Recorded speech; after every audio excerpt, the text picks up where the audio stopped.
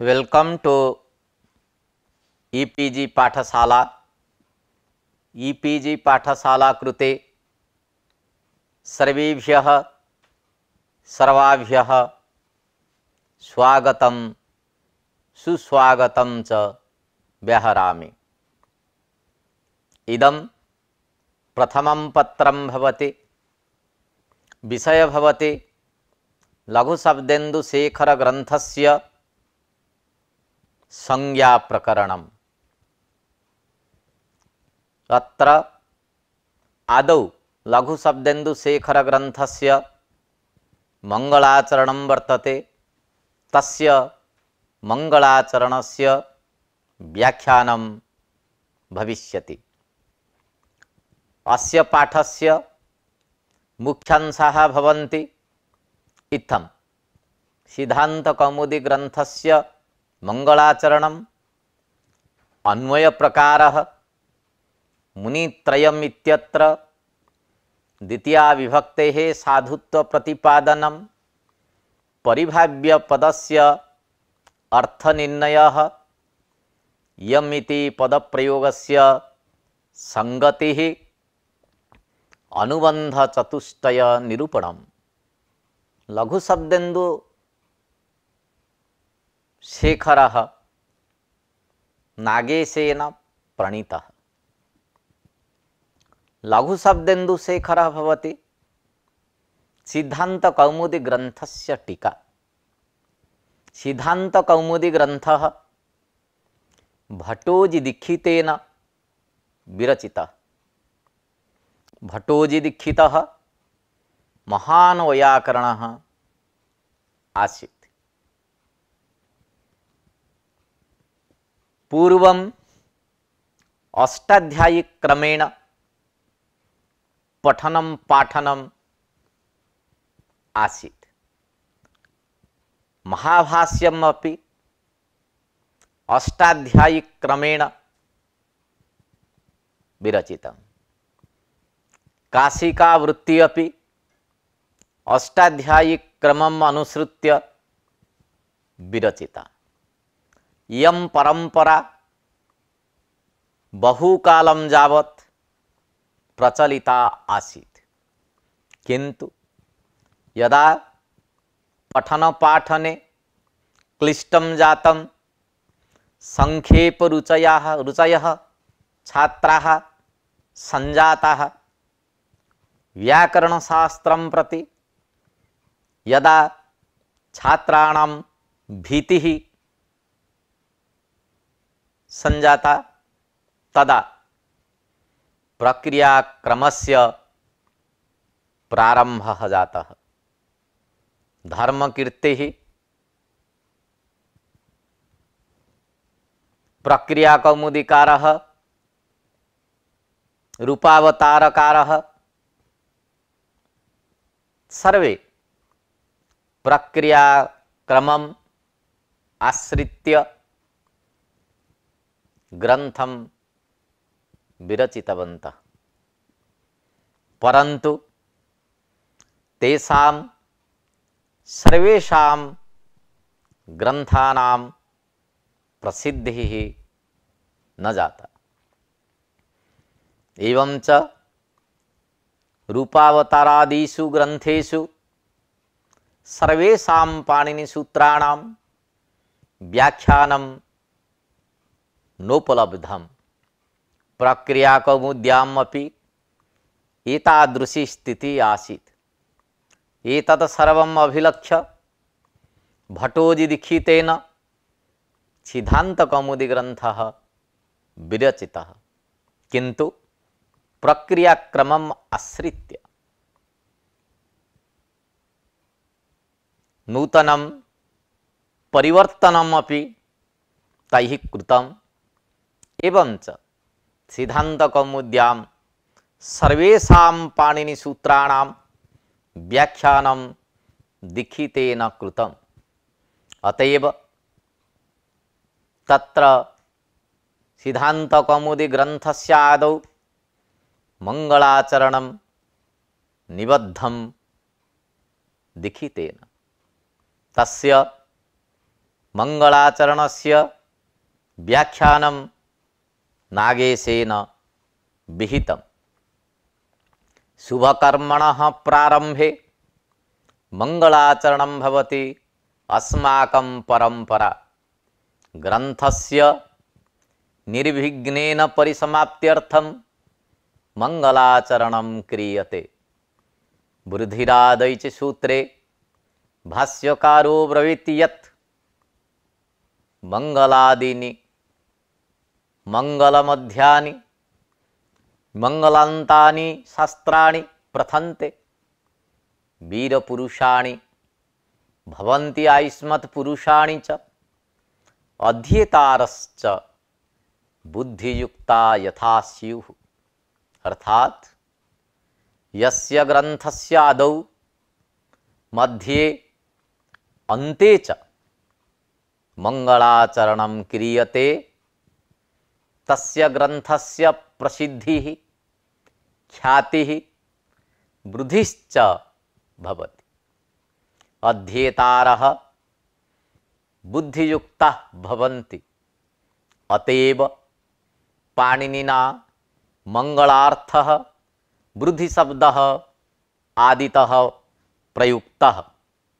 इमां परंपराम् अनुसृत्य भट्टोजीदीक्षितेन सिद्धान्तकौमुदी ग्रंथस्य प्रारंभे मंगलाचरणं कृतम्।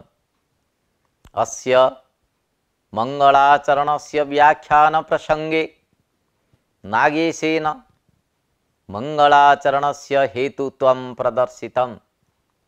तयथा ग्रंथ समाप्ति ग्रंथ प्रचारादि प्रतिबंधक दूरित प्रशमाय समुचित ऋषित्रय नमस्कार रूपं मंगलमाचरन् शिष्य शिक्षायै व्याख्यातृश्रोतॄणाम् अनुसंगतः मंगलाय च निबध्नाति। अस्ययम् आशयः प्रारब्धस्य ग्रंथस्य समाप्त्यर्थं ग्रंथस्य प्रचारार्थं प्रतिबंधकानि यानि दुरितानि नाम पापानि सन्ति तेषां शान्तये समुचितं नाम योग्यं ऋषित्रय नमस्कार रूपं मंगलम समाचरितम्। पाणिनि कात्यायन पतंजलिनां व्याकरणशास्त्रस्य प्रवर्तकत्वात् ऋषित्रय प्रमाणस्य समुचितत्वं बोध्यम्। सूत्रकारः पाणिनिः, वार्तिककारः कात्यायनः, भाष्यकारः पतंजलिः। त्रिमुनि व्याकरणम् इति प्रसिद्धिः वर्तते। अतएव तत्र समुचितत्वं बोध्यम्। यदि ग्रंथ निर्माणस्य प्रारंभे मंगलं करणीयं तर्हि दर्भपवित्रपाणिः प्राङ्मुखम् उपविश्य शुचावकाशे भगवतः प्रार्थनां कृत्वा शास्त्राणि विरचयेत्।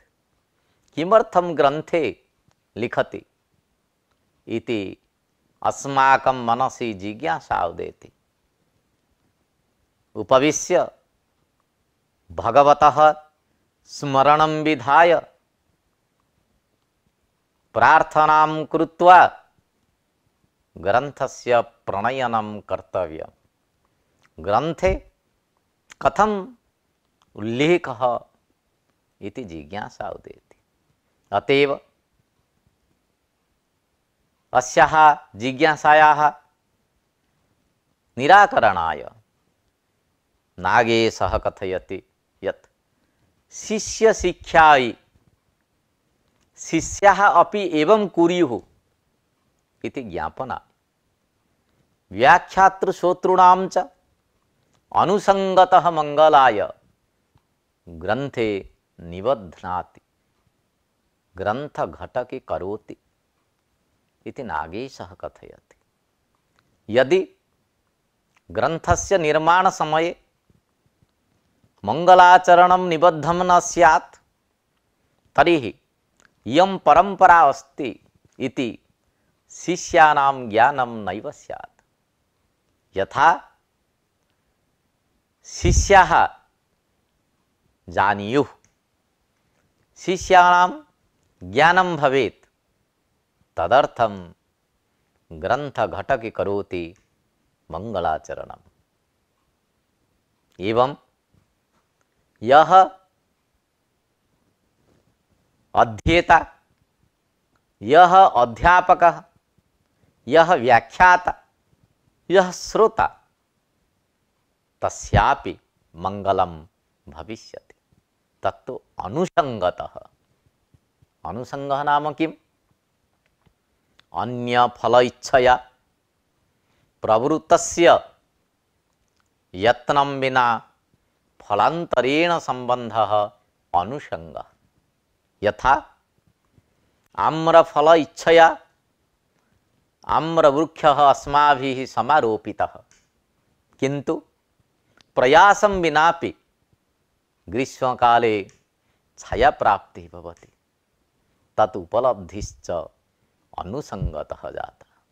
एवमपि अत्र अनुसंगत व्याख्यातॄणां श्रोतॄणां च मंगलम भविष्यति। सिद्धांत कौमुदी ग्रंथस्य मंगलाचरणम् इत्थम् अस्ति। मुनित्रयं नमस्कृत्य तदुक्तिः परिभाव्य च वैयाकरण सिद्धांत कौमुदीयं विरच्यते। त्रिविधेषु मंगलाचरणेषु इदं नमस्कारात्मकं मंगलाचरणम् तदुक्तिः परिभाव्य वैयाकरण सिद्धांत कौमुदीयं विरच्यते इति पद उपादानेन वस्तु निर्देशापि कृतः। अतः वस्तु निर्देशात्मकं मंगलम् अपि भवितुम् अर्हति। अस्य श्लोकस्य अन्वय प्रकारः एवं भवति। अन्वयः द्विविधः, दण्डान्वयः खण्डान्वयश्च। दण्डान्वयः एवं भवति। अत्र श्लोके कर्तृपदं नास्ति, कर्तृपदम् इहम् अस्ति। मया अथवा भट्टोजी दीक्षितेन मुनित्रयं नमस्कृत्य तदुक्तिः परिभाव्य च यं वैयाकरण सिद्धांत कौमुदी विरच्यते। तत्र खण्डान्वयः एवं भवति। क्रियापदम् अस्ति विरच्यते, तत्र कर्मवाच्य अस्ति। अतएव कर्ता कः? मया। केन विरच्यते इति प्रश्ने उत्तरम् आयाति मया विरच्यते। किं विरच्यते इति प्रश्ने कर्म आगच्छति। यं सिद्धांत कौमुदी विरच्यते। किं कृत्वा इति प्रश्ने मुनित्रयं नमस्कृत्य पुनः किं कृत्वा तदुक्तिः परिभाव्य च। पदानां परिचयः प्रस्तूयते। मया भट्टोजी दीक्षितेन इति तृतीयान्तं कर्तृपदम्, मुनित्रयं द्वितीयान्तं कर्मपदम्, नमस्कृत्य ल्यवन्तं क्रियापदम्।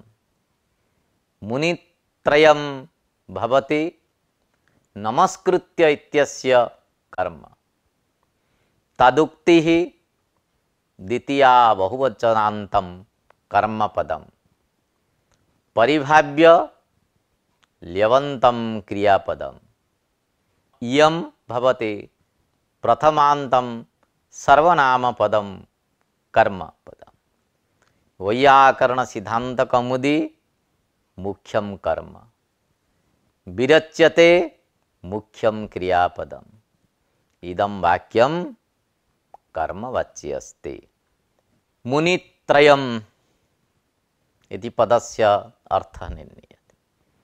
मन्तारः वेदशास्त्रतत्त्व अवगन्तारः मुनयः मन्धातोः मनेरुच्च इति उणादिसूत्रेण इन प्रत्यय त्रयो अवयवा यस्य इति विग्रहे संख्यायाः अवयवे तयप् इति सूत्रेण तयप् प्रत्ययः विहितः।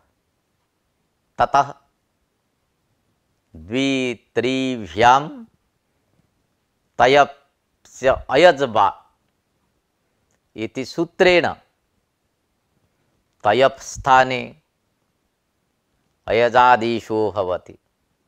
एवंच यस्य तीच इति सूत्रे ईकारलोपे त्रयम् इति रूपं निष्पन्नम्।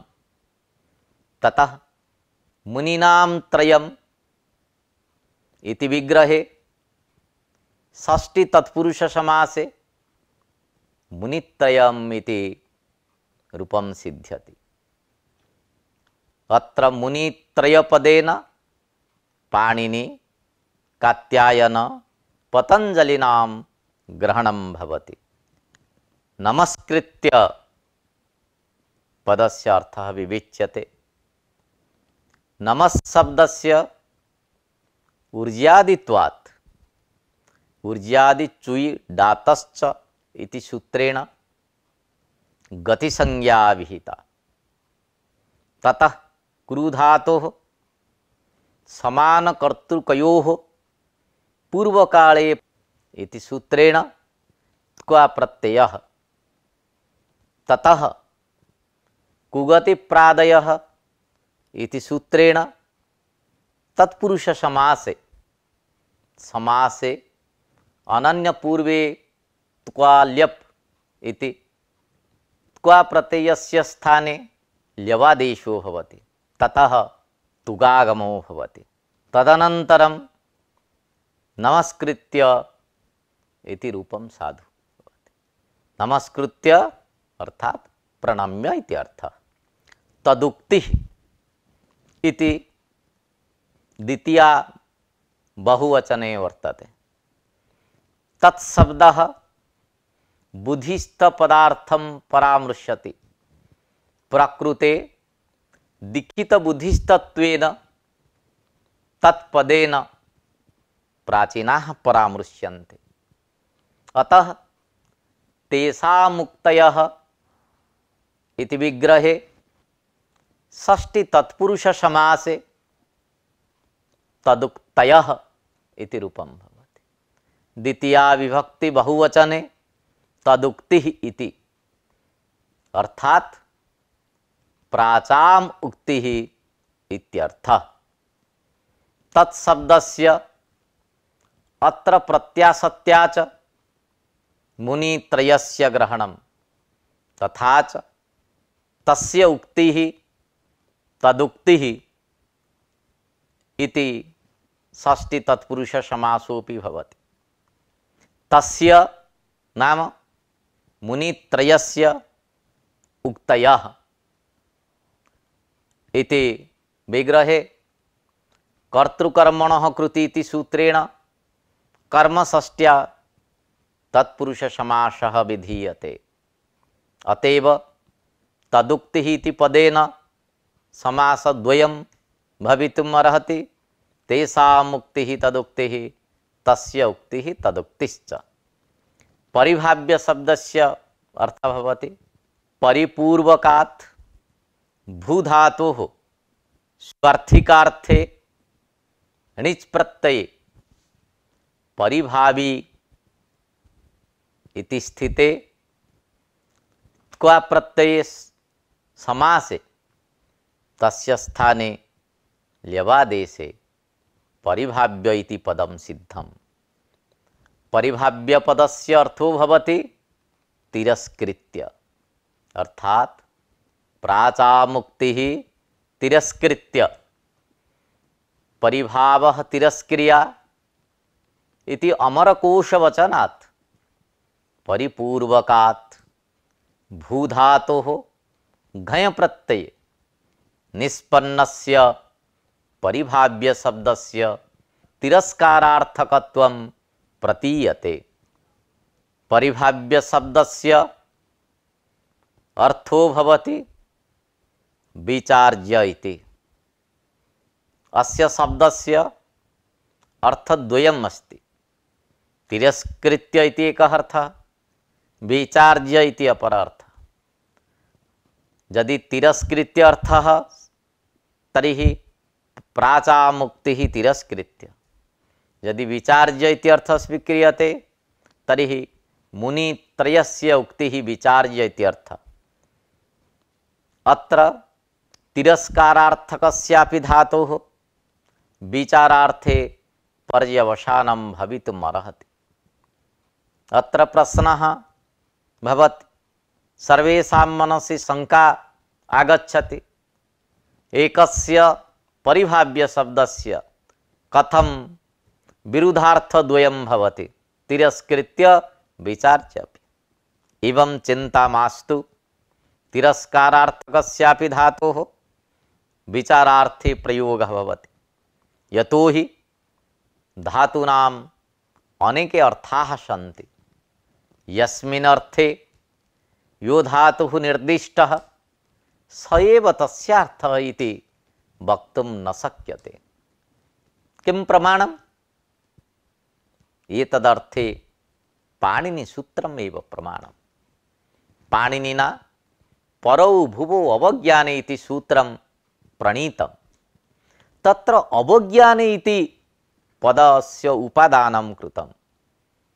अत्र अवज्ञाने इति पदग्रहणम् अत्रार्थे प्रमाणं भवति। यदि धातोः एकः एव अर्थः स्यात् तर्हि सूत्रे अवज्ञानग्रहणं व्यर्थं स्यात्। परौ भुवः इत्येव सूत्रं करणीयं, तर्हि लक्ष्यसिद्धिः भविष्यति। अवज्ञाने इति पदग्रहणेन अनुमीयते यत् अस्य अन्योपि अर्थः वर्तते।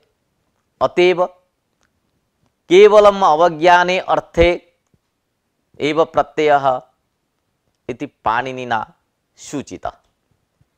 अनेन सूत्रेण अवज्ञाने अर्थे वर्तमानात् परिपूर्वकभूधातोः घय प्रत्ययो विधीयते। यदि परिपूर्वकभूधातुः सर्वदा तिरस्कारार्थे नियतः तदा सूत्रे अवज्ञानग्रहणं विफलम्। तेन धातूनाम् अनेकार्थत्वं परिकल्प्यते। तिरस्कारार्थकत्वेन विवक्षितस्य धातोः विचारार्थकत्वे किमपि बाधकं नास्ति।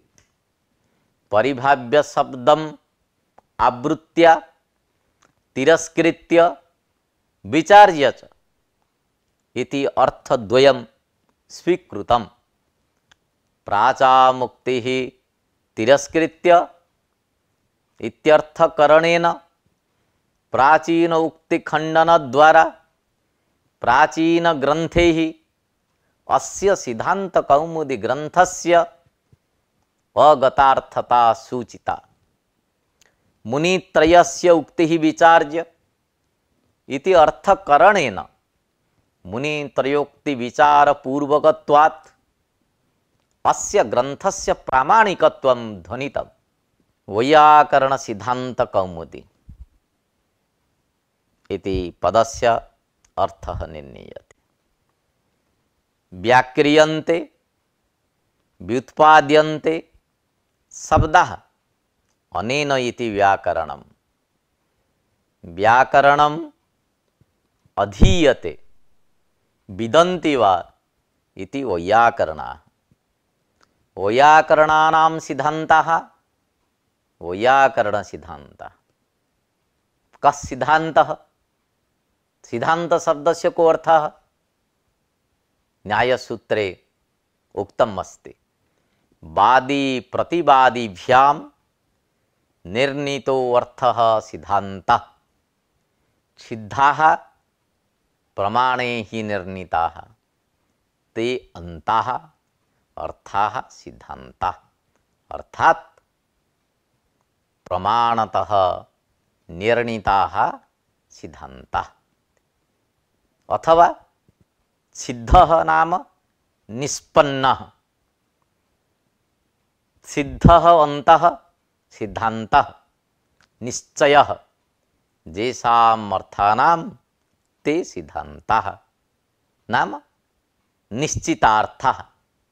वैयाकरण सिद्धान्तानां कौमुदी, वैयाकरण सिद्धांत कौमुदी। वैयाकरणानां निर्णीत विषयाणां प्रकाशिका भवति सिद्धांत कौमुदी पदस्य अर्थः। कुम पृथिवीं मोदयति हर्षयति इति अर्थे कुमुद शब्दः निष्पन्नः। अथवा कौ पृथिव्यां मोदन्ते जनाः यस्मात् इति कौमुदः। कुमुदस्य वा यम् इति कौमुदी। कौमुदी शब्दस्य अर्थो भवति चंद्रिका योत्स्ना च। अत्र सिद्धांत कौमुदी पदे कौमुदी पदम स्वसदृशे ग्रंथे लाक्षणिकम्। अत्र त्रयः सादृश्य प्रयोजक धर्माः सन्ति। एकः धर्मः प्रकाशकत्वं, द्वितीयः धर्मः आह्लादकत्वं, तृतीयः धर्मः तापसामकत्वं।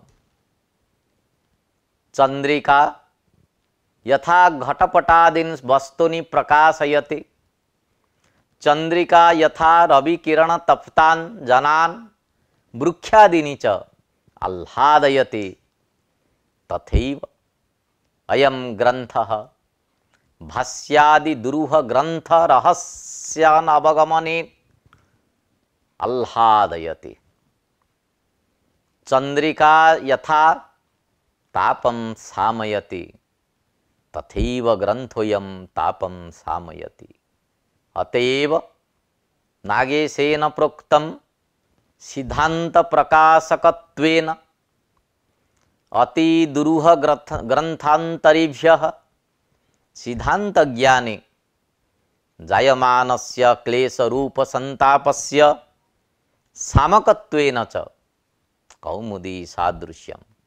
अर्थात सिद्धांतस्य निर्णीतार्थस्य प्रकाशकत्वेन नाम बोधकत्वेन अति दुरूहाणि दुर्बोधानि यानि ग्रंथांतराणि महाभाष्यादीनि अन्य पुस्तकानि तेभ्यः निर्णीतार्थबोधे जायमानस्य नाम अनुभूयमानस्य क्लेश रूप संतापस्य दुःखस्य सामकत्वेन निवारकत्वेन कौमुद्या चंद्रिकया सह सिद्धांत कौमुद्याः सादृश्यं साम्यम् अस्ति।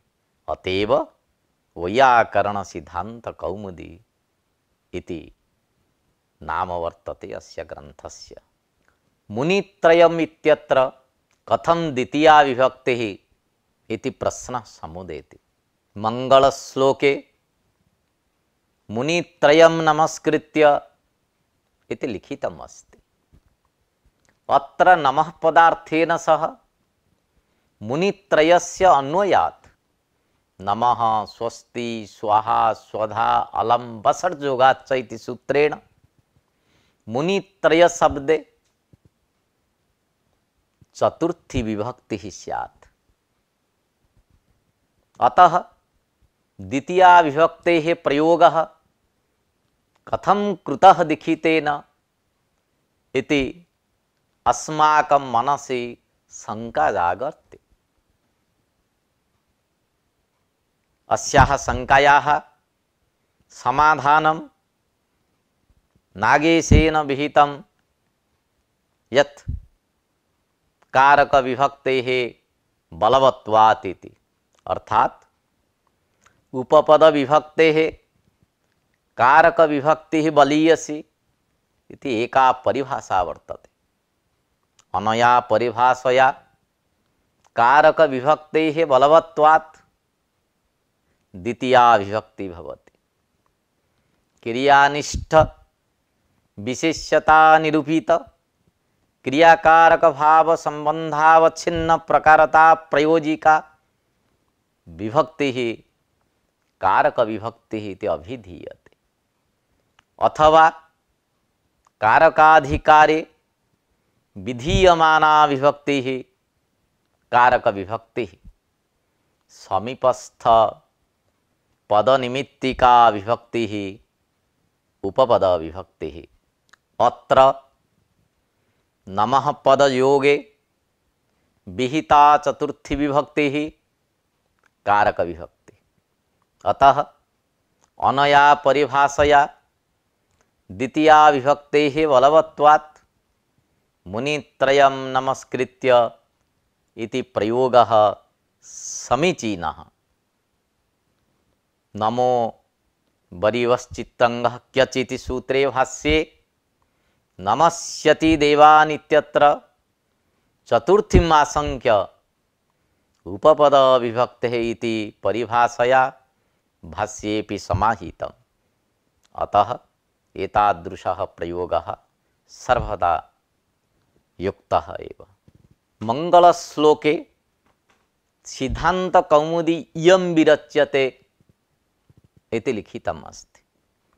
अत्र इयम् इति पदप्रयोगस्य संगतिः अस्ति न वा इति प्रश्नः आगच्छति। यतोहि तत्र उक्तम् अस्ति इदमस्तु सन्निकृष्णं समीपतरवर्ती चैतदो रूपम असदस्तु विप्रकृष्टं तदिति परोक्षे बीजानीयात् इति नियमो वर्तते। इदं शब्दः सन्निकृष्टार्थबोधकः, अर्थात यदवस्तु समक्षम उपस्थितं वर्तते इयम् इति अंगुल निर्देशेन दर्शयितुं शक्यते तद् अभिन्नस्य इदं शब्दस्य प्रयोगः कर्तव्यः। परन्तु मंगलाचरण समये कौमुदी ग्रंथस्य निष्पत्तिः एव नैव जाता। अनिष्पत्तेः कौमुदीयम् इति इदं पदेन अभिधानं कृतं लिखितेन इति शंका उदेति।